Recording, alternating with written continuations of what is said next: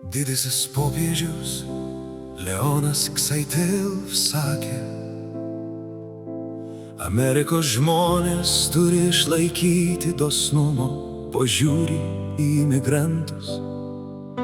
Sutapus sudeisti pintes tosiomis Jungtinių valstijų, jo kilmės šalies įkūrimo metinėmis. Jūs turite pakeisti savo gyvenimo būdą ir tai, ką darote. Didysis popiežius Leonas Ksaitil sakė: imigrantai prisidėjo prie Jungtinių valstijų vystymosi. Ir imigrantų priėmimas yra ne tik labdaros aktas, bet ir kiekvieno žmogaus orumo pripažinimas. Jūs turite pakeisti savo gyvenimo būdą ir tai, ką darote. Jei kas nors jūs trenkia į skruostą, tegul trenkia ir į kitą skruostą.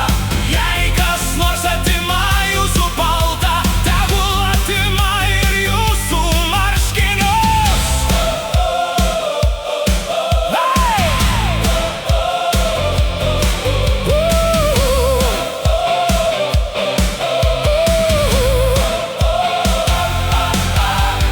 Didysis popiežius Leonas Ksaitil aplankė Italijos Lampedūzos salą ir reaguodamas į daugybę imigrantų kirtusių sieną iš Afrikos į Europą mirčių, paprašė Europos lyderių sustiprinti paramą imigrantams. Jūs turite pakeisti savo gyvenimo būdą ir tai, ką darote.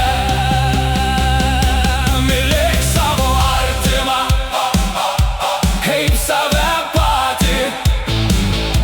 Mylėk savo artimą kaip save patį. Mylėk savo artimą kaip save patį. Mylėk savo artimą kaip save patį.